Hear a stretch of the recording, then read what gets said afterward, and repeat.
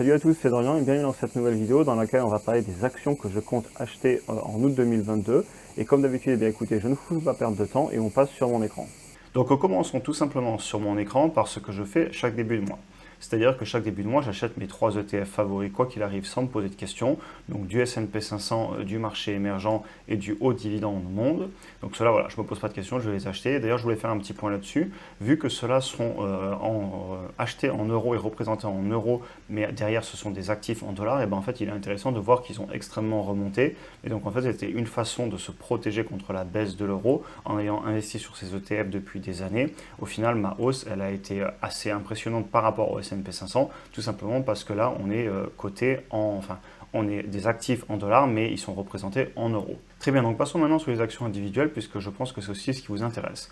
Donc tout d'abord, je vais acheter du Adobe. J'en avais déjà acheté, c'est une position que j'ai commencé à ouvrir, comme on le voit ici, en mars 2022, donc il y a 4-5 mois. Et pour moi, l'action, clairement, il faut que je continue à la faire grossir dans mon portefeuille.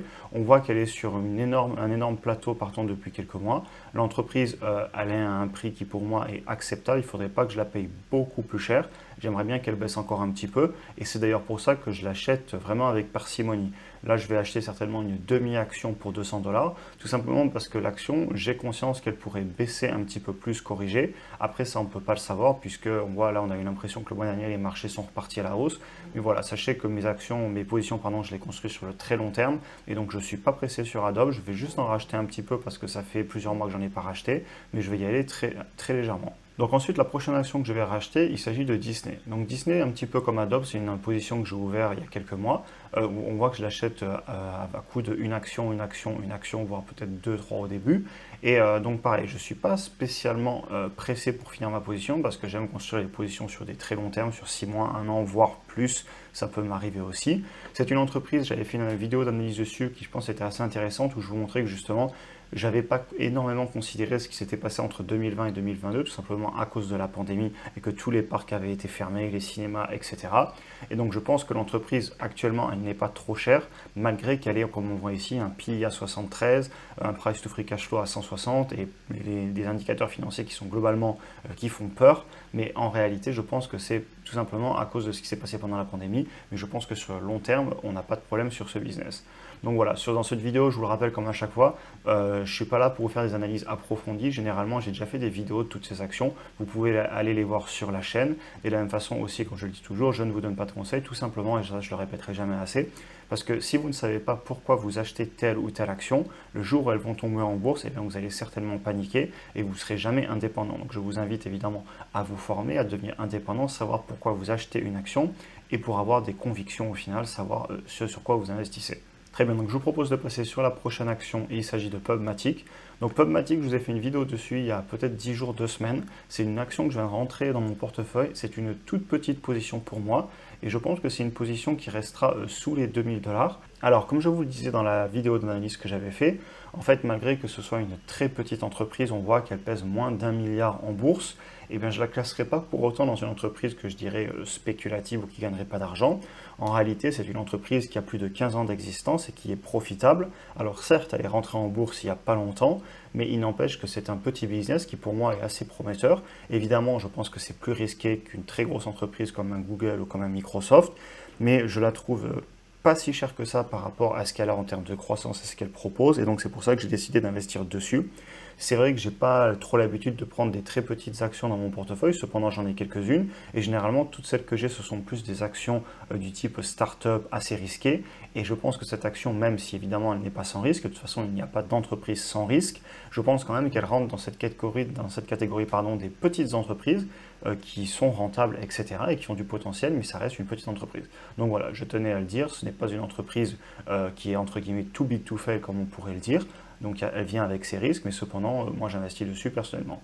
Après voilà, ça restera une petite position, mais je vous invite à aller voir la vidéo que j'avais faite dessus, puisque je ne vais pas rentrer en détail ici dans l'entreprise. Et donc voilà, j'ai ouvert une position, j'ai dû acheter pour 300 $. Donc vous voyez, c'est vraiment une petite position pour commencer, et je vais certainement en racheter un petit peu. Et on voit aussi qu'ils ont les résultats qui arrivent le 8 août, donc je les regarderai. Et aussi pour conclure, et je l'avais dit dans l'autre vidéo d'analyse, je l'achète avec parcimonie tout simplement parce qu'on sait qu'au niveau de la publicité, et c'est une entreprise qui est dans la publicité en ligne, on sait qu'il y a eu un ralentissement. Il se pourrait qu'ils aient des résultats décevants et que l'entreprise vienne à corriger. C'est ce qui s'est passé notamment avec Google et Facebook. Alors ils n'ont pas corrigé, du moins pour Google, Facebook a corrigé, mais voilà, ils ont expliqué qu'effectivement il y avait des ralentissements au niveau de la publicité et clairement PubMatic pourrait être impacté. Alors les deux dernières actions que je surveille, il s'agit de AMD et de Nvidia.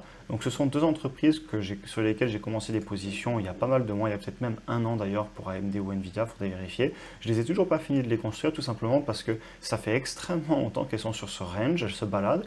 Et donc je ne suis pas pressé de les racheter puisqu'elles ne sont pas remontées. Elles sont toujours à des prix que j'estimerais raisonnables mais pas non plus peu chers. C'est-à-dire que ce n'est pas forcément les entreprises les moins chères du moment.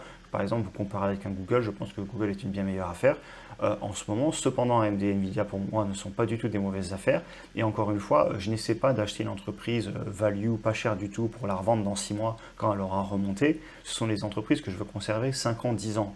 Donc en théorie, le prix que je les paye maintenant, il est important, mais il n'est pas si important que ça. J'accepte que les entreprises puissent corriger et que je puisse en racheter plus pour ensuite les conserver sur de nombreuses années.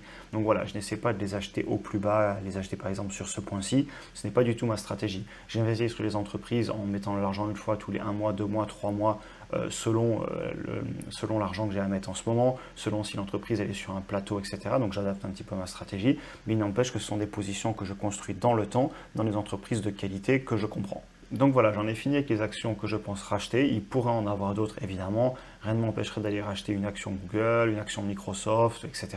Surtout si c'était les entreprises qui venaient à corriger ou si tout le marché venait à recorriger. Donc voilà, de façon générale, ça c'est ce que je pense acheter, mais il se pourrait qu'il y ait d'autres entreprises. Donc voilà, écoutez, sur ce, on se retrouve face caméra parce que je voulais vous faire un petit mot comme d'habitude à la fin de chaque vidéo.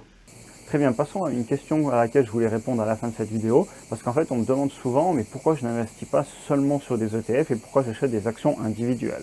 Alors déjà, je tiens à dire qu'une partie non négligeable de mon patrimoine est dans des ETF, et c'est de la même façon, la même chose pour mon épouse. Et après, il faut bien se comprendre que dans les ETF, en fait, on ne trouve pas tout. Par exemple, une petite entreprise d'1 milliard comme PubMatic dont je vous parlais un petit peu plus tôt, eh bien, elle ne sera pas dans les ETF. Donc si c'est une entreprise dans laquelle on a envie d'investir un petit peu pour avoir de la performance, eh bien automatiquement on ne l'aura pas dans un ETF. Par exemple, de la même façon, à l'époque, eh bien, Tesla, moi quand je l'ai acheté au tout début, et qu'aujourd'hui sur mes premières actions je suis à plusieurs centaines de pourcents de gains, et bien en fait Tesla n'était pas dans des ETF, donc je n'aurais pas pu profiter de cette hausse. Donc voilà différentes raisons qui font par exemple que vous investissez pas forcément dans des ETF, même si attention, je trouve les ETF excellents. Ensuite, une autre raison, c'est qu'il y a des actions sur lesquelles on souhaite être plus exposé en termes de pourcentage.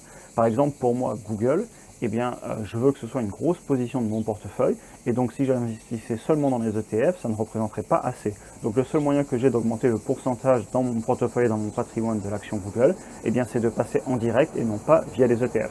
Enfin, le dernier point sur lequel je voulais revenir par rapport aux ETF, c'est que quand on a des ETF, pour moi, en fait, l'un des plus gros avantages, c'est la gestion émotionnelle et passive. C'est-à-dire que dans les ETF, comme dans un portefeuille, il y aura des actions boiteuses qui vont perdre de l'argent, il y aura des actions qui vont disparaître.